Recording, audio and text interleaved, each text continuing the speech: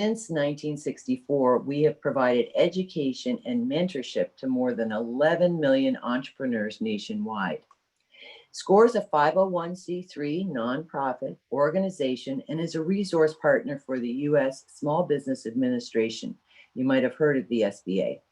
Thanks to the support of the SBA and because of the contributions of more than 10,000 dedicated volunteers, we are able to deliver most of our offerings, like today's Lunch and Learn, as an example, at no cost. SCORE provides a wide range of services to established and budding entrepreneurs alike.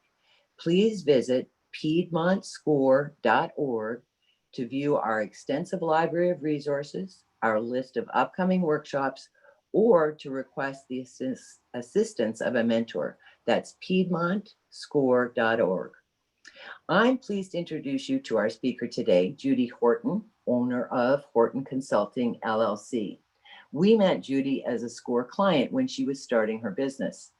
Throughout Judy's career, she's enjoyed helping people discover the aha moments when they learn something new, when a simple connection is made, or having a big breakthrough on a tough topic. With that in mind, Horton Consulting, LLC was born. Judy has over 20 years experience in multiple variations of team leadership. She's led HR and IT teams for 3 global multi-billion-dollar companies. She understands the value of learning, supporting ongoing business transformation, and simply helping others in their careers. Her experience in information systems, human resources, and project management give her a unique perspective on business, people evolution, and superior business performance. Judy is the proud spouse of her husband, Daryl, who is a 26-year South Carolina Army National Guard veteran. She understands the challenges veterans may encounter as they transition into civilian careers. She volunteers with the Honor Foundation and dedicates part of her business to coaching veterans in their careers. She is an active member in the Society for Human Resource Management, that's SHRM, the Greenville chapter of SHRM, and currently serves as president-elect and diversity leader on the board of the Spartanburg Human Resources Association. We are grateful and appreciative to have Judy here today. I'm sure you will enjoy her presentation. Over to you, Judy. Thank you, Wendy. That was very nice of you. Hey, everyone. Good morning. I hope you are not getting rained down too hard. It's raining pretty hard here in Spartanburg, so let's just hope there's no issues with power or Wi-Fi. So we'll remain positive and optimistic, right?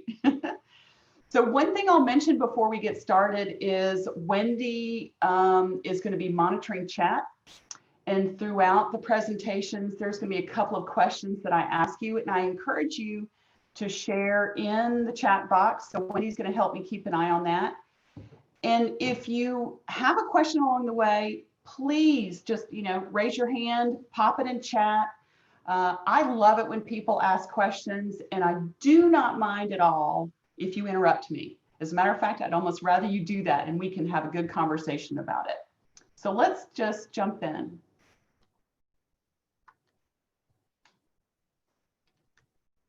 So, is this you?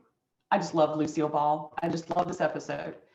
Are you having a hard time keeping up with demand in your business? Are you missing client engagements? Are you able to get all of your shipping needs done? Whatever it is that makes up your business, do you feel like you're running behind and not able to make it? Well, if so, then it's probably time to start thinking about hiring your first employee. So I'm glad you're here. So today we're going to talk about a few things. I'm going to share with you some questions to ask yourself to help you be prepared to hire your first employee. We're going to talk about the different types of resources that are out there that will work best for your company. What are those resource options? How to write a legal job description. I know that can be a little daunting and scary, but we'll talk about it and make it pretty simple. What are those interviewing do's and don'ts? Now, I'll go ahead and say up front, interviewing, I could spend 2 hours, 3 hours talking to you, but I'm going to give you enough information today to make you feel comfortable conducting your first interviews. I'm also going to talk about the legal guidelines that employers have when having an employee on board. And then I'm going to share some resources with you that even after we talk today, you can go and look at and feel comfortable and safe about progressing forward with hiring your first employee. Okay, so let's just jump in. All right, so here are some basic questions to ask yourself. What kind of help do you really need? Is it shipping? Is it customer service? Is it bookkeeping? What is it? And then how many hours in a week, in a month, would help ease that stress for you, ease your burden? And then what are those things you absolutely hate working on?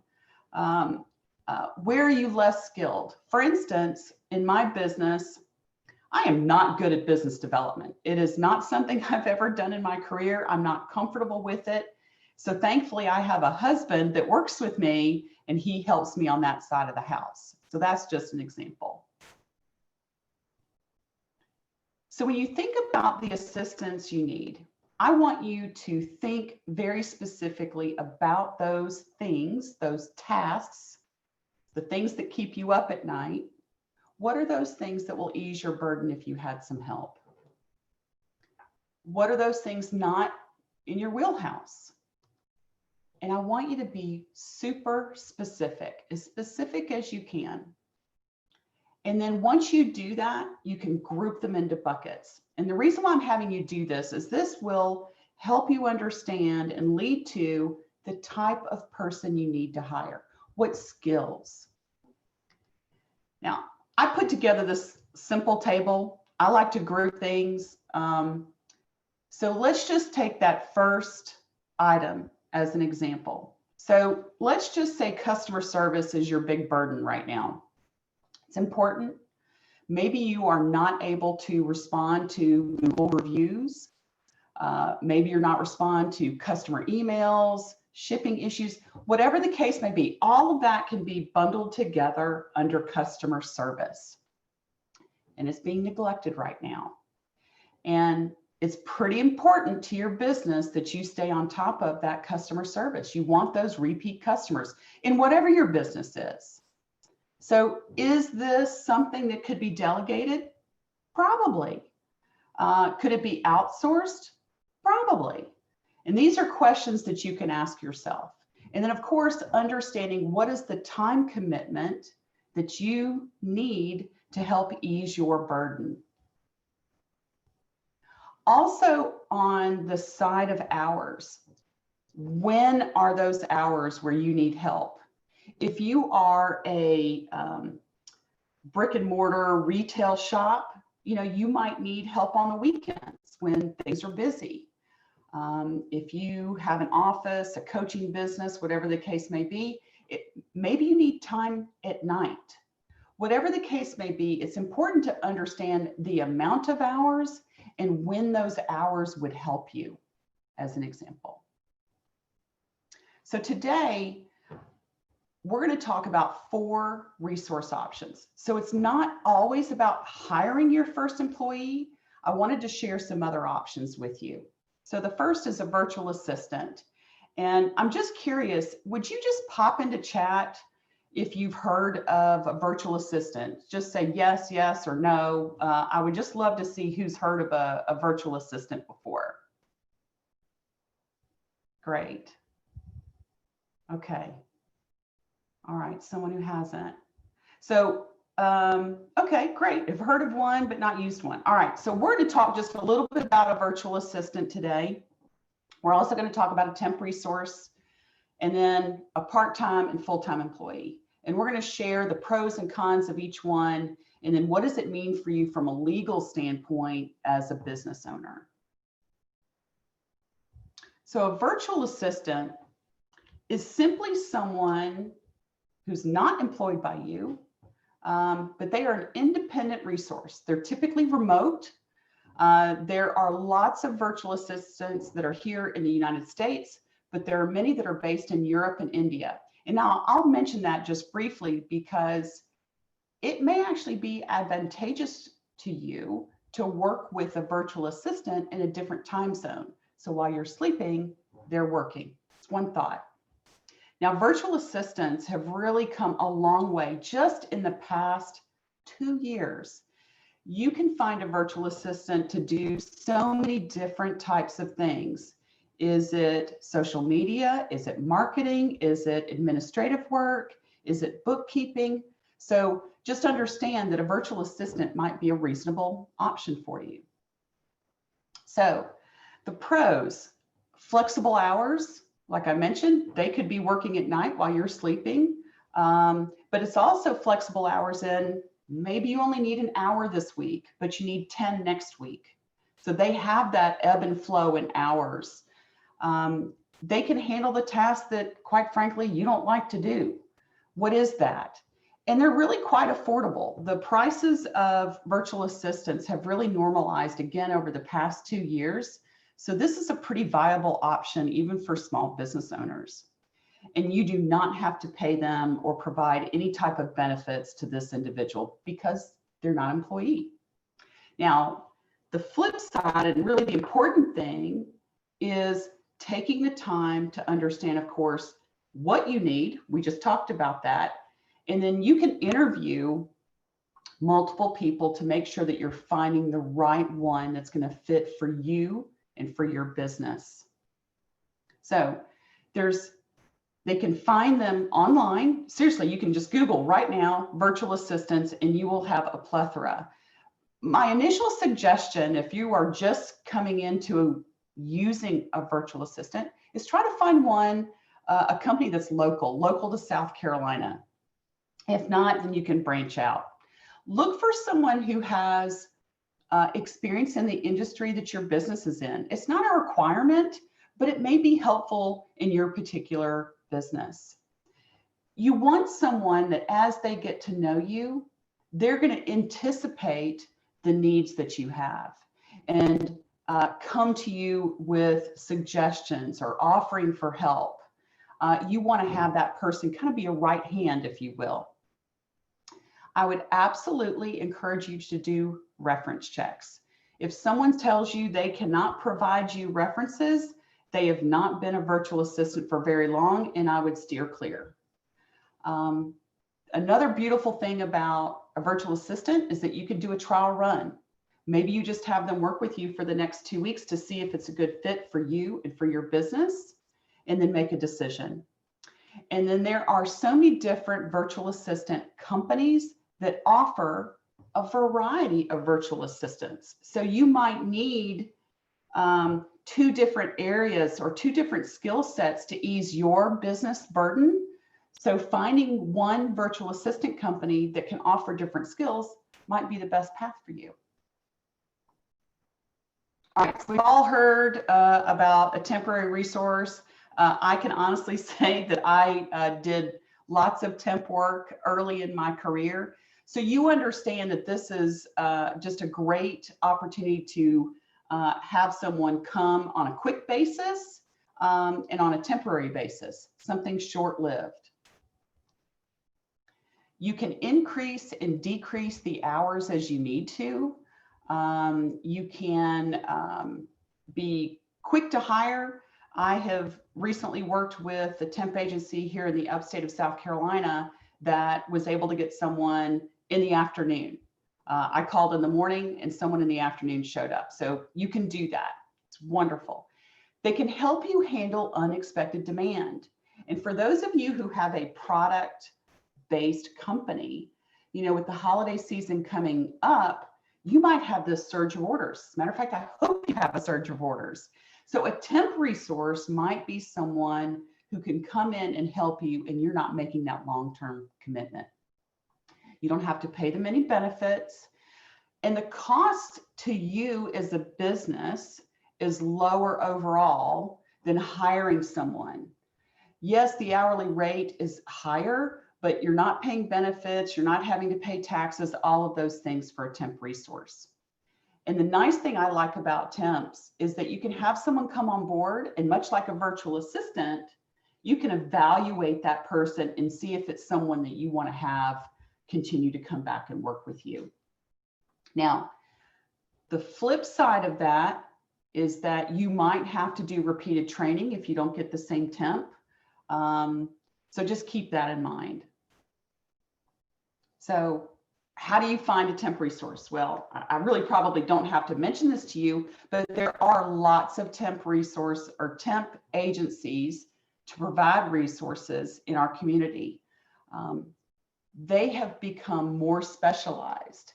There's manufacturing, there's customer service, there's financial, there's bookkeeping. So depending on what your needs are, find that resource, or excuse me, the temp agency that can provide the right kind of skills for you. And just bear in mind that they typically charge anywhere from 15 to 30% above the hourly rate to you. So just think about that from a business expense. All right, part-time. Let's just say you've been through the temp route and you really need to have someone who's more dedicated.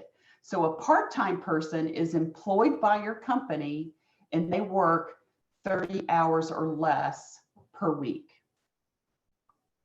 The nice thing is that it allows you to know what your expense is going to be. They're paid hourly, they're flexible, but they are a permanent employee of your company. Therefore, they know you and they know your business and they know where you need help, and it's consistent. Now, they need to be paid at least minimum wage, which right now in the state of South Carolina is $7.25 an hour. So just keep that in mind as you're thinking about your expenses. Now, with a part-time employee, someone who is employed by your company, they're going to be looking for benefits. Now, when I say benefits, most people think medical, dental, things like that. Benefits could simply be days off. You are not required by law to provide benefits to a single employee, but a person that you want to hire might be looking for those. So think about ways that you can provide benefits to that individual. You're going to have to pay these people consistently, whether you pay every week or every 2 weeks. You've got to think about that. They are, of course, eligible for overtime pay. So even though they're a part-time employee and you hire them to work, say, 25 hours a week, but if you bring them up to over 40 hours a week, then you are going to have to pay overtime by law. And by law, you're also going to have to pay to do payroll taxes. Now, we'll talk about the taxes in just a few minutes. One thing I want to just leave with you on the part-time is that you might find a really good person for part-time employment, but they might always be having their eye open to looking for a full-time gig. So just think about that. Now, with a part-time person, you are going to have a job description. You are going to have to post this in some way. You're going to have to interview, you're going to have to hire, you're going to have to train, and all the legal guidelines that come with it. And we're going to talk about those things here in just a few minutes. Now, the last resource option is full-time. We all understand what that is. It's 32 hours or more per week, every week. Now, just like a part-time person, the pros is that they know you, they know your business, you can count on them every day, and having that level of loyalty in coming to work for you. And this too has a minimum pay wage of $7.25 here in the state of South Carolina. And the same cons as a part-time associate is that they're going to be looking for benefits. Now, with a full-time person, they're definitely going to be looking for benefits. Now, again, you're not required by law for a single person to provide medical benefits, but they're going to be looking for something, whether it's paid days off, holidays off, whatever the case may be. And you're going to have to pay this person consistently, regardless of those ebbs and flows that you may have with your business. So it's a point to consider. And yes, there's overtime pay, and yes, there's taxes. Okay.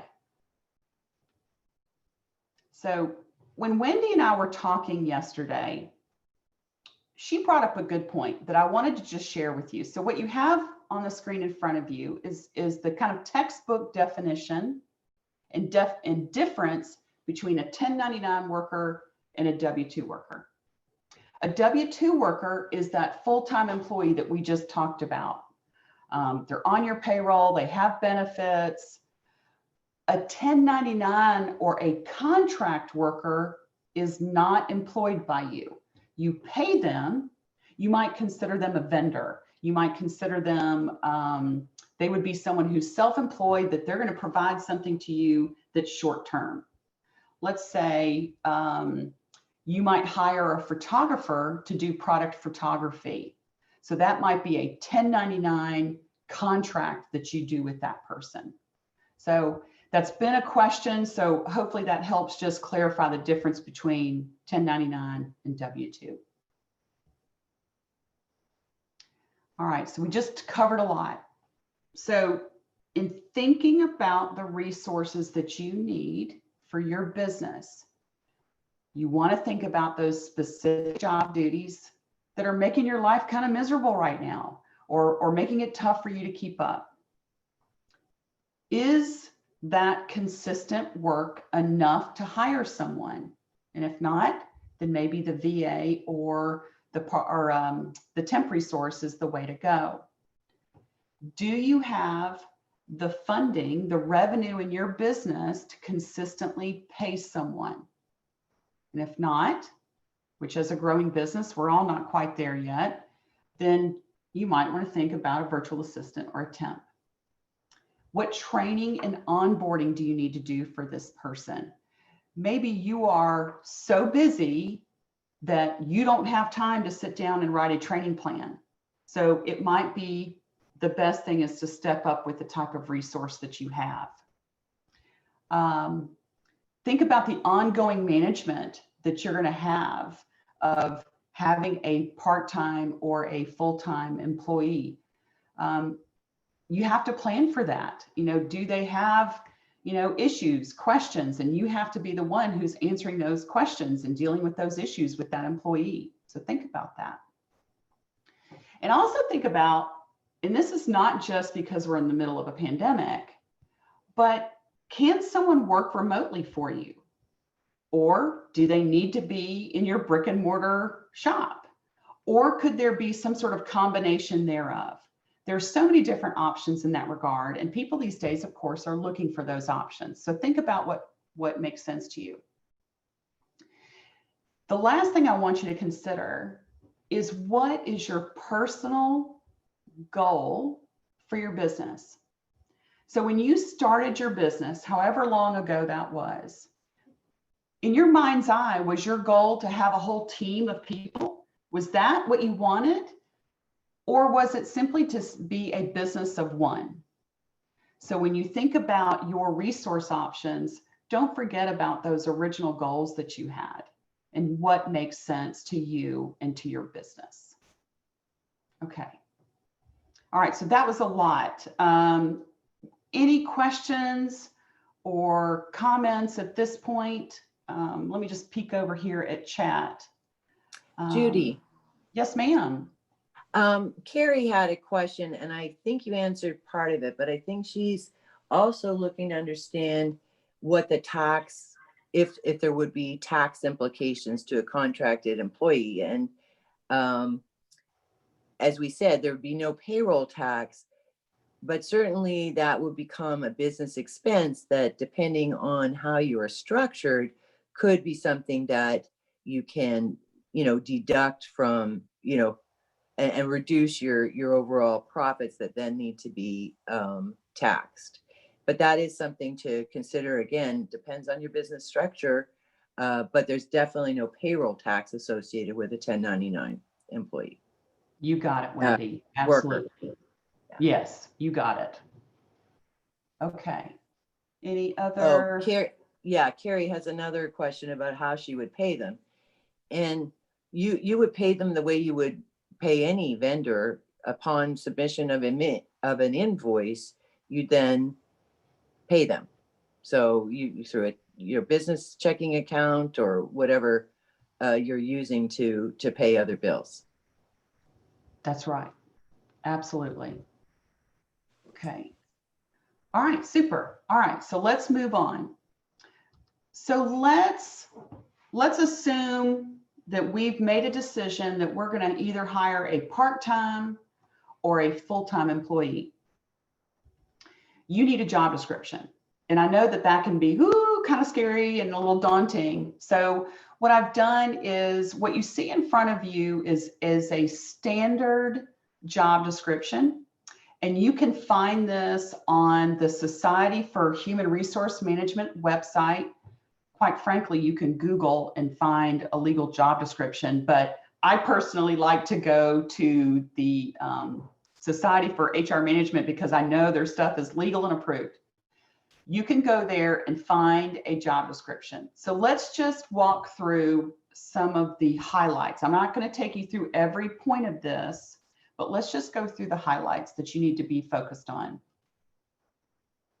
All right, you need to have a job title. Everybody wants to know what they are. Are they an assistant? Are they in shipping? Whatever that is. And you can come up with whatever title you want to. Vice president in charge of client engagement, whatever title you want to have. What's important is that you need to have them classified properly, exempt or non-exempt. Here's the easy difference. An exempt employee is someone who's salaried. So regardless of their overtime pay or overtime hours, they're paid the same thing all the time. And non-exempt is hourly. So they would be eligible for overtime. So you need to make sure you have that differentiation. Of course, you want to list what are the essential functions that you want them to do. Remember that little table that we put together? What are those pain points? What are those tasks that would help you? This is what you're going to list here. People want to know what you expect them to do. Now, you do not have to put every single solitary task that you want this person to do in here. It can certainly be at a high level. As long as it's generally covering what you need, that's okay. What type of work is this? Is it full-time? Is it part-time? Is it weekends only? Is it the mornings during the week? What is it? You want to list that and be very clear. Now there's required education and preferred education. In hiring your first employee, try not to worry too much about that. I want you to just focus on what are the skills that they need to bring to the table to help you and help your business. When Wendy and I were chatting yesterday, she had a wonderful point that I'll share with you. If you start putting in a lot of requirements, you are reducing the number of people that you could interview. And you really want to be able to have a decent sized pool of good skilled candidates to review and then determine who you want to interview. So just be a little careful on what you say is a requirement versus something that's preferred. And the last thing that I'll mention, it's super important, is that you do have to list on every job description when you're posting it, the affirmative actions plan and statement. It's through the EEOC, and you can find that online. And I've got that listed in the resources section. So make sure that that is on every job description you have to make sure you stay legal. Okay. What can't you say in a job description? And isn't that what we get nervous about as a business owner? What are those things that we can't do? What's going to get us into trouble? So in a job description, you can't put anything that's going to violate the American with Disabilities Act. Makes sense, right? You can't put anything in relation to age, race, gender, religion, marital status, pregnancy, None of that. You cannot mention any of that in your job posting. And you also can't put 3 to 5 years of experience or 5 to 10 years of experience. Why? Because you're potentially creating a bias or a discrimination on the age of someone. There's been some litigation just within the past 5 to 6 years about this specifically. So when you list, preferred experience, instead of saying 3 to 5 years, put 3+ years, and then that protects you. All right. Well, where do you post these things? I wanted to share with you some free resources and some paid resources, and I'm sure you've heard of all of these. As a small business owner, here's my recommendation to you. Take your job posting, put it on your website, share it on your social media. Who better than the people who already follow you and support you in your business would you want to hire? I mean, that just seems like a simple way, and it's free. Indeed also allows employers to post 1 or 2 jobs for free, and they have a ton of people that are out on their website. The other one I'll mention to you is that every state is required to have a, I don't want to necessarily just refer to it as an unemployment website, but here in the state of South Carolina, we have SC Works. And if you haven't heard of that, and you are on unemployment, then you're required to go to SC Works, look for jobs and apply, so forth. A company that does any type of federal contract work is required by law to post every single job they have on SC Works. Now, I mentioned unemployment, but anyone, employed or otherwise, is free to go and look at the jobs that are posted on SC Works. As an employer, it's free to you. So, hey, let's use the free resources, right? Okay. Now, Career Builder, we've all heard of them, and LinkedIn, we've heard of them too. They charge you a fee. I think Career Builder is going to be close to $400. I think it was $375, $400 for a single job posting. And LinkedIn, I actually don't know the cost, but it's going to be a good bit more than that because they're going to want you to have this agreement. If you are planning to hire a lot of people, then I would say look towards Career Builder or look towards LinkedIn. But let's just start simple. Let's start with the website, start with social media, start with the things that are of no cost to you. Now, interviewing, boy, I could spend a whole day and do a workshop for you on interviewing, but of course, we're not going to do that today. So I just wanted to share with you a couple of things that will help you when you're interviewing for the first time. Make sure you've got your job description. Make sure that you already have a list of questions prepared. And those questions should be the things that are important to you. What are the skills that they need? And you can ask questions about the skills and how it works in your company.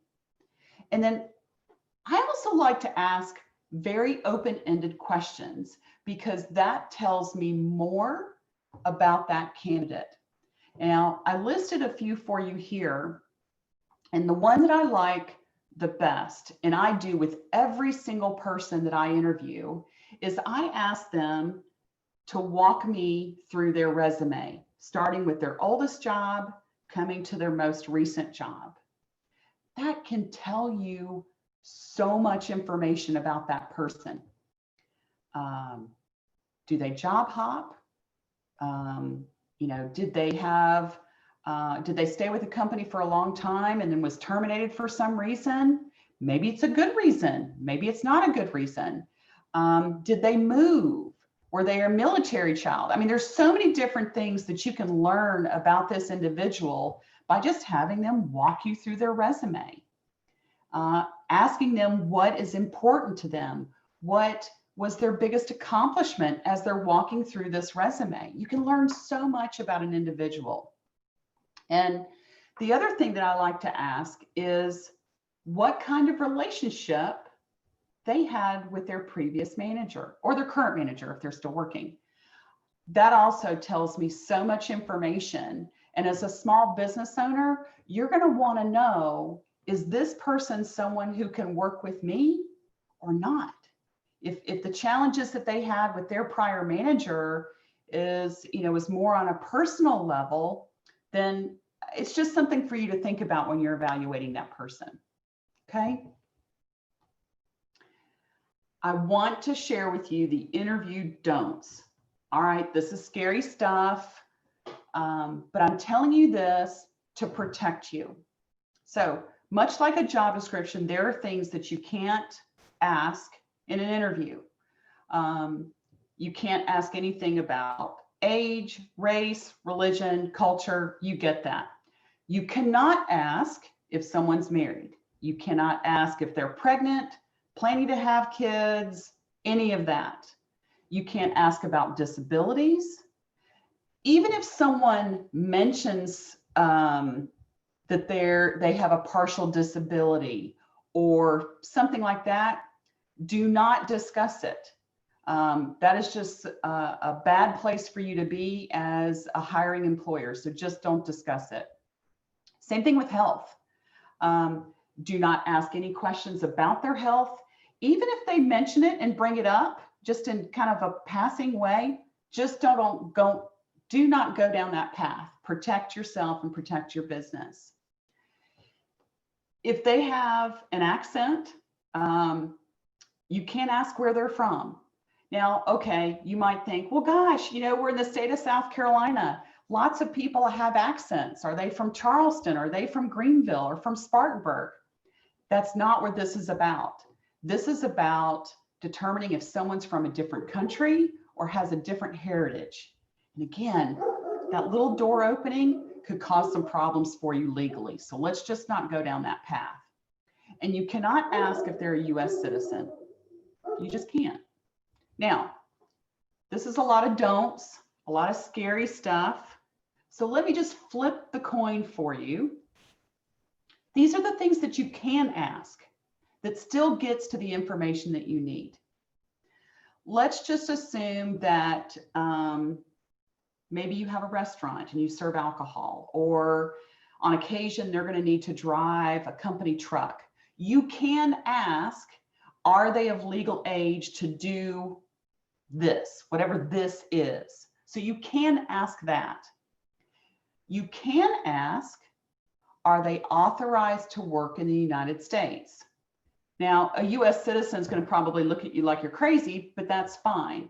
But at least you know that the person across from you is eligible to work in the US. You can ask, will working late hours on the weekends be a concern? Can you perform the essential duties of the job? Now, I didn't mention this in the job description, but you can list in the job description if they have to do some lifting. If they're going to be doing your shipping, and I know I keep referring to that, but if they're going to do shipping for you and they're going to need to lift 30-pound boxes every day, you can list that in the job description. And you can ask that in the interview. Are you able to meet the requirements of this job, lifting 30-pound boxes? You absolutely can ask that. You can also ask, can you work on the days required? Now I'm going to tell you a little story. I worked with a client earlier this year. She is a one-person nonprofit organization here in the upstate of South Carolina. And she was ready to hire her first employee, a part-time person. So she asked me to come and help her work through that because she was nervous about interviewing, nervous about the whole process. She's a Christian woman, and she made it very clear to me that she's a Christian woman, and she wanted to hire a Christian employee. I gave her the old timeout and said, be careful, you can't do that. You can't ask someone in an interview about their religious beliefs. Now, her nonprofit organization had nothing to do with religion. Now, if it did, then that opens up an avenue where she can talk about religion. But that was not the basis of her organization. So she can't ask about religion. So she didn't like my answer. Went to church that Sunday and ended up talking to a HR person.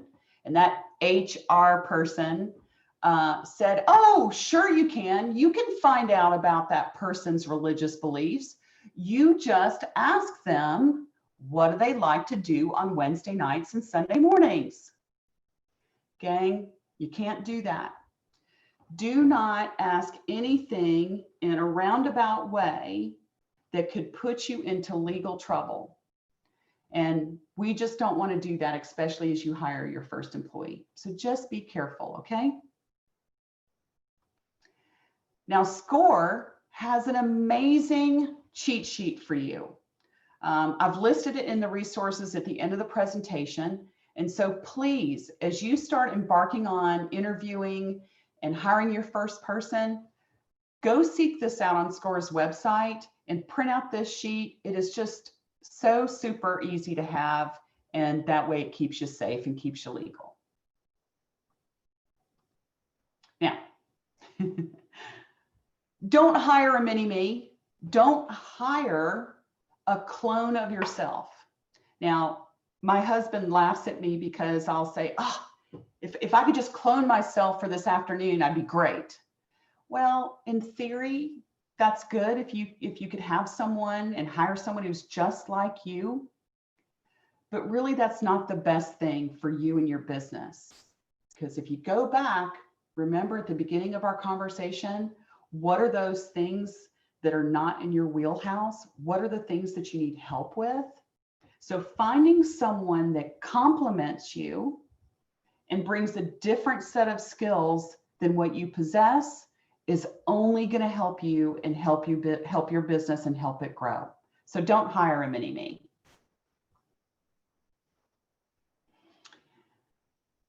I want to mention about skill tests and reference checks.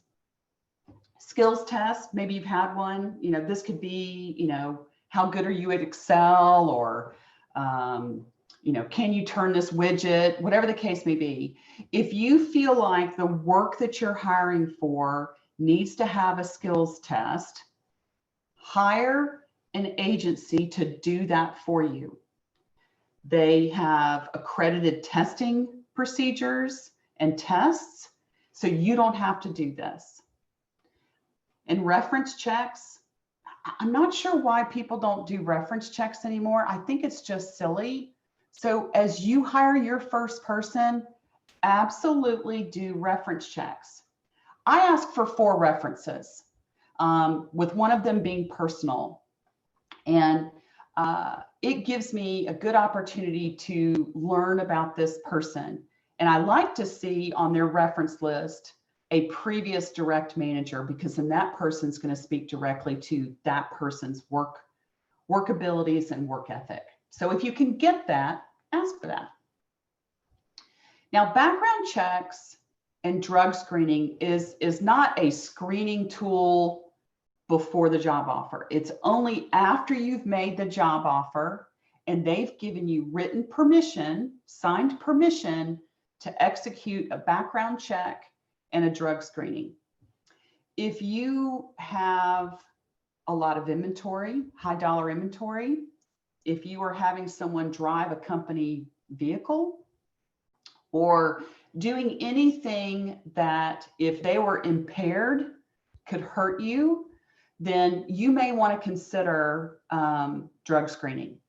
If you're going to have someone who's handling your money, then you might want to do a background check. And again, there are agencies to help you do both of these things. And if you decide to go that route, you have to be consistent for every candidate. So let's just say you've interviewed 5 people, you've narrowed it down to 2. So you do reference checks on the 2. Yeah, you go ahead and do skills test. You do it for both of them. And then when it comes time to make an offer to one of them, then you're doing the same thing as if you would do for someone else. Because if you're not consistent, that opens you up for liability, and we don't want that. Okay? So, offer letter. Judy, Yes. Judy, Yes, ma'am. sorry, I just want to, there was a question about doing our own skill tests. And Okay. there, it's not that you can't do them, it's that you must be able to demonstrate that the skill tests that you are asking of your applicants is delivered in the same way every single time to every candidate, number one.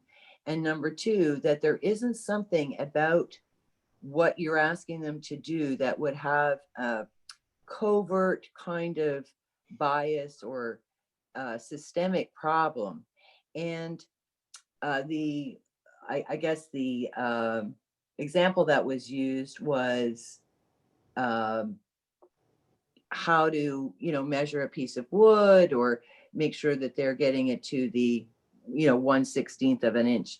So there are people out there that you can at least consult with in terms of how you're conducting your test. So yes, you may not want to pay somebody to do it every time, but maybe you can get some upfront advice on what those skills are that you are testing and the way in which you're testing it.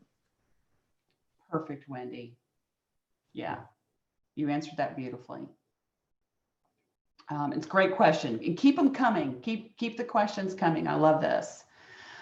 Okay, so you're at the offer letter. Everybody's been offered a job, right? And do you remember that phone call that you got and when they offered you the job and how excited you were? You want to create that same excitement when you're offering a job. So call and offer the job over the phone. And you want to have job title, wage, start date, schedule, all the things that I have listed here when you talk with them. But then you can follow it up via email. It literally doesn't have to be quote unquote a letter, but you can follow it up with email with all of these things, and then they will respond back with a signed offer letter. Now, I had someone ask me, all right, so Judy, they sign this, then that's a contract, right? No, it's not. It's just an agreement. It's just an agreement that you've offered them a job and hey, they're going to come to work for you. But South Carolina is an employment at will state.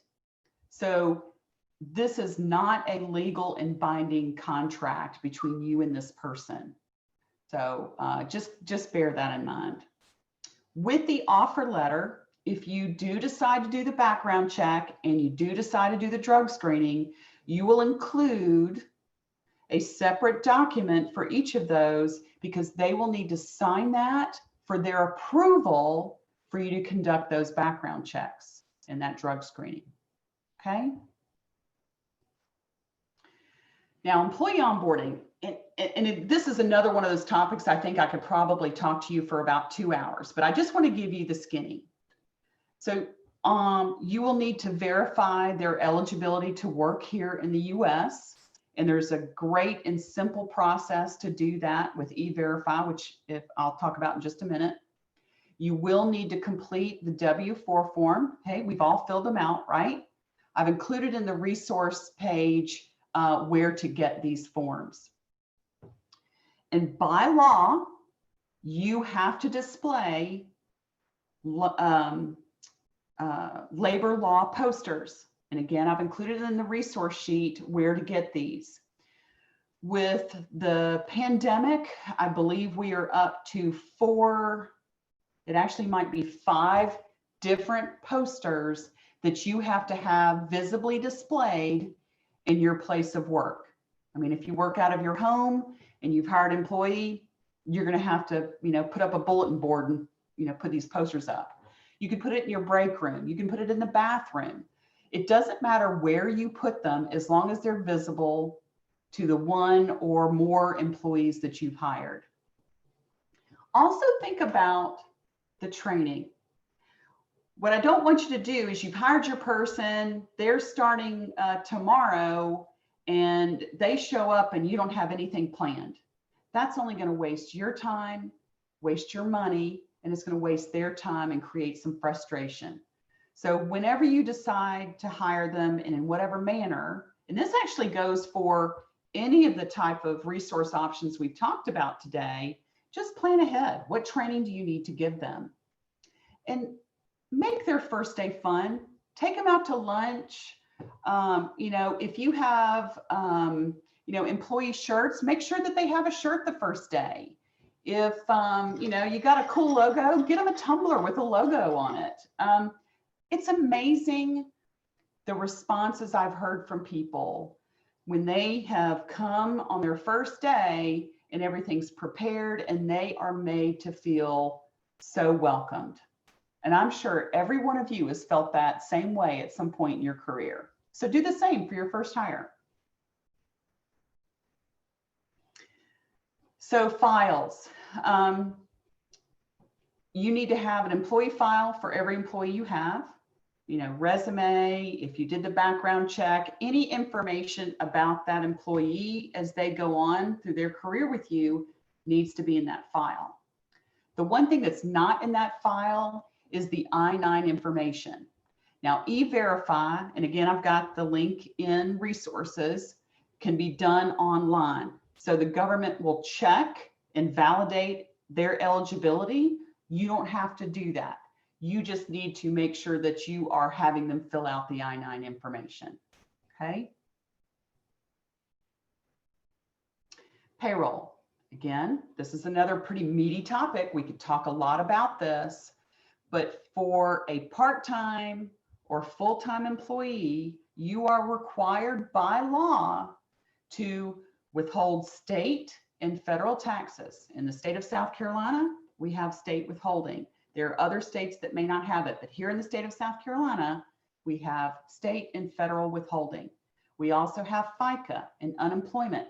You have to pull these out of their payroll and you've got to pay those taxes. So it's two parts. It's having it deducted from the employee's paycheck, but it's also paying the government.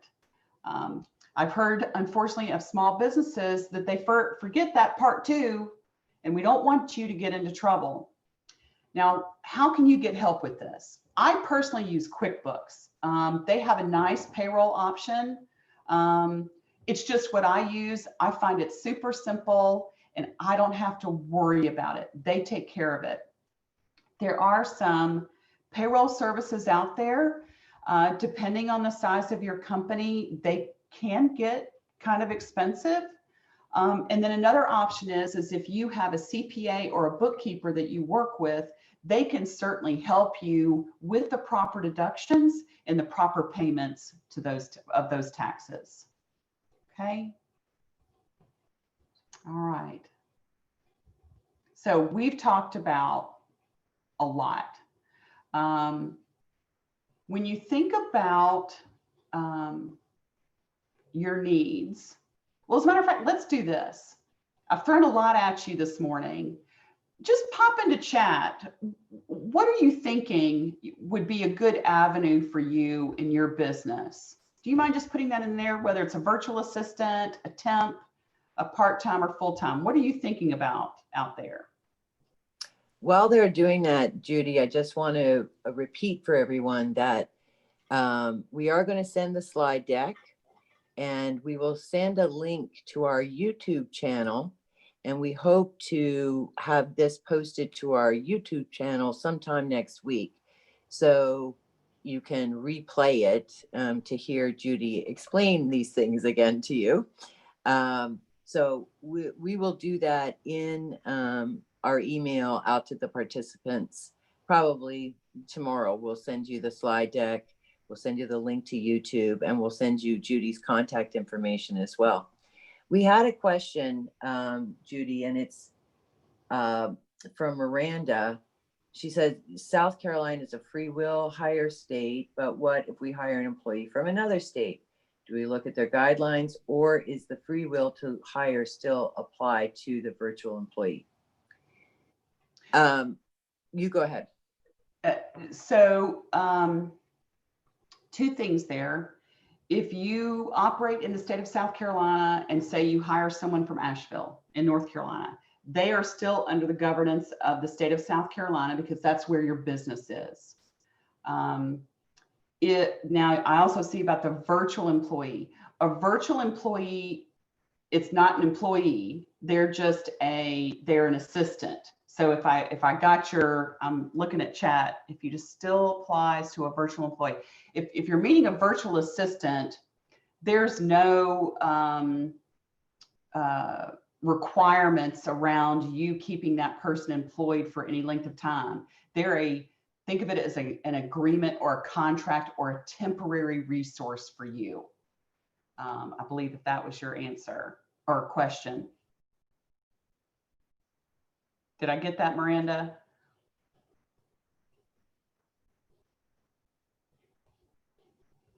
I will assume I did. Okay. Keep the questions coming because we do have some time at the end. We can talk if we need to. So here are a list of resources. This is an absolute awesome guide. Someone at SCORE took time to put this together, and that's this big picture here. So this is So You Want to Be the Boss. I covered some of the things in here, but there's so much more information and it's free. So here's the link. So of course you'll get it when Wendy sends this out. Take a look at resources at the Society for Human Resource Management. Now I'm a member, and so I have access to some things that you may not, but you will still have access to a lot of great information. So certainly encourage you to go and look for things like job descriptions.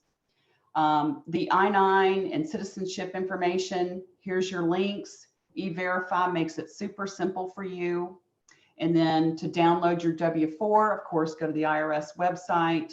And then to get your labor law posters, the Department of Labor also provides those to you at no cost, and you can print those on your home or business printer. Okay. So we've talked about business needs, making sure that you have real strong clarity with that, the different resource options. How do you plan? It's important to plan. How do you onboard, and making sure that you have that legal support and being able to run payroll properly. Here's my contact information. Of course, it's going to be in what Wendy sends out, but feel free to jot this down. You know, if you have a quick question, shoot me an email. Happy to help you. I'm a small business. I've had my bumps and bruises along the way, and if I can use my HR expertise to help you, just shoot me an email. Happy to help. And I do put different tips out on my social media, so feel free to share me. Would actually be honored if you did. So Wendy, I think it's now back to you. Thank you, Judy. Wow, wow, wow. This was great. Really valuable information. And I'm sure our participants are thrilled that they decide to eat their sandwich while listening to you today. So to our participants, could you please take a minute I'm going to post a poll here, and just take a minute to provide us with your feedback about this webinar. It really helps us improve, and we look forward to getting it. So here it comes. I hope if I can just get it to do what it's supposed to do. Where'd it go? There it is. Okay. Polls. Come on. Launch. Gotta love Zoom. You gotta love Zoom, and you gotta love it when I'm taking up all the bandwidth in my house by having two platforms going. So it's 10 quick questions. So just take a minute, please, to, oh, wait, why can't you vote? Can you vote?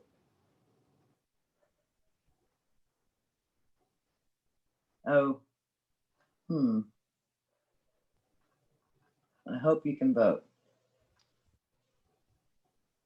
It says, yes, we can vote. Oh, good, good. Because on mine, it says that it can't. So, and that's not helpful. All right, so while that's going, I'm just gonna look at the chat and see if there's any other questions. And then maybe I'll just be really risky and unmute everybody after the polling. So you can ask questions like in real time. Let me just see.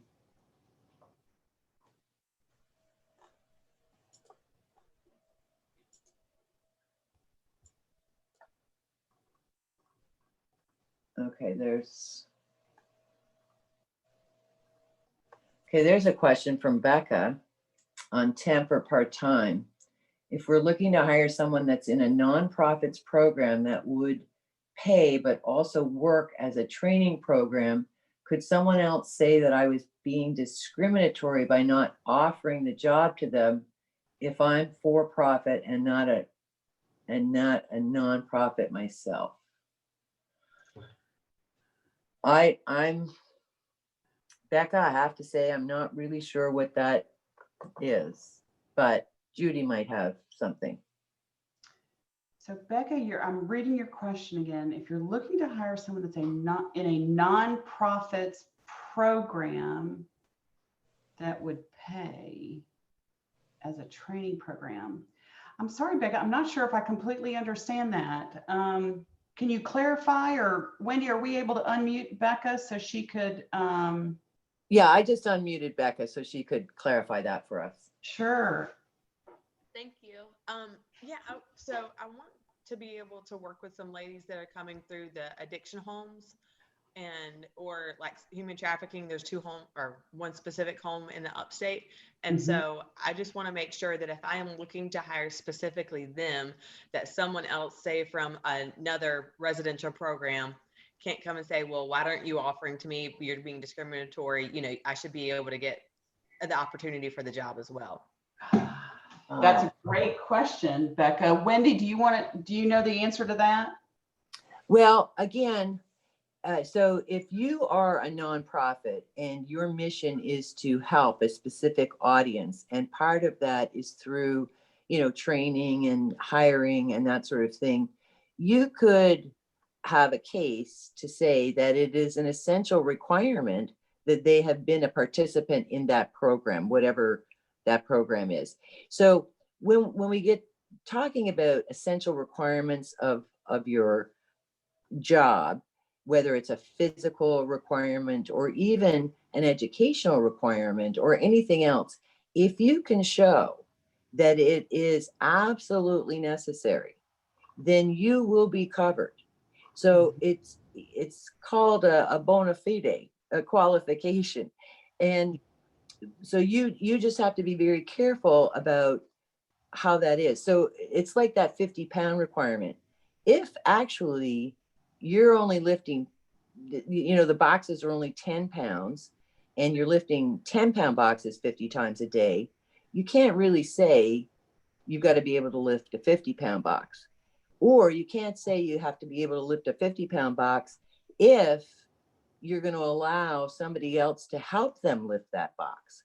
Because, again, you're going to limit yourself. So you want to make sure that those requirements are absolutely necessary. And in your case, with your nonprofit, based on your vision and everything else, you could probably set it up as an essential requirement. But as with all things legal, when you get to a sticky wicket like that, you may want to consult a legal, get legal advice before you go much further down the road. SCORE cannot provide legal advice, but we can recommend resources and sources for you.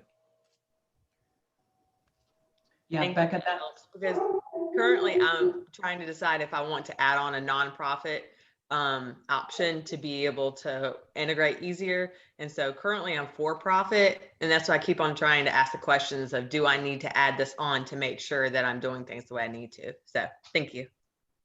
Yeah. Thanks, Becca, for the question. And then I see, Lori, you've got a question about hiring a student, like a co-op.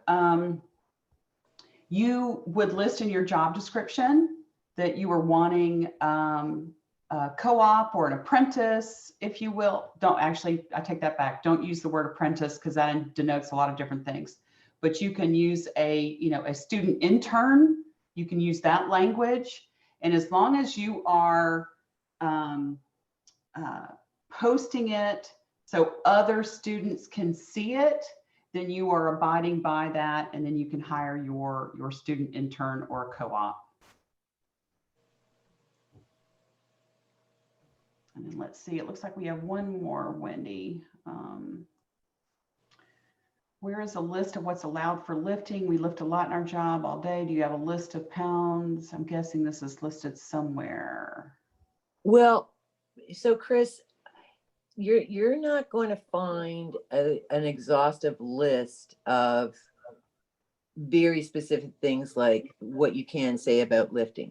You got to look at the job, and if you're lifting all day long and perhaps the maximum amount that you're lifting is 50 pounds, but you allow 2 people lifts or that sort of thing, that's how you phrase it. You know, must be able to lift heavy objects, and if it is 50 pounds, then say 50 pounds. Yeah. But if it's only 50 pounds once a day, I wouldn't recommend saying 50 pounds because you can get around that, you know. But so look at what the typical maximum weight is, and put that into your equation of lifting. Again, part of this is, yes, you want to get the right person for the job, but you also don't want to like eliminate all the people who could have lifted 49 pounds. Right. That's a good point, Wendy. Okay.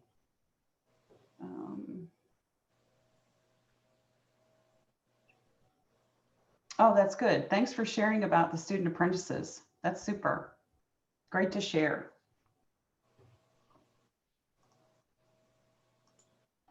Okay. All right. I see there's a couple of people who didn't complete the poll, but I'm going to end that polling now because hopefully if you wanted to fill it out, you did.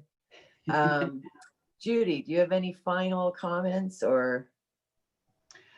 No, I enjoyed today. I enjoyed your questions. I am so glad that you found this helpful. Certainly feel free, like I said, to reach out and be on the lookout for it being posted on SCORE.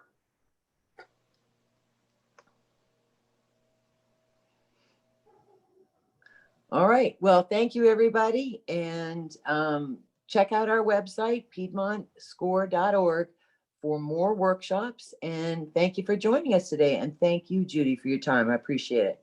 You're welcome. Thank you, Wendy. Have a great day, everybody. Bye.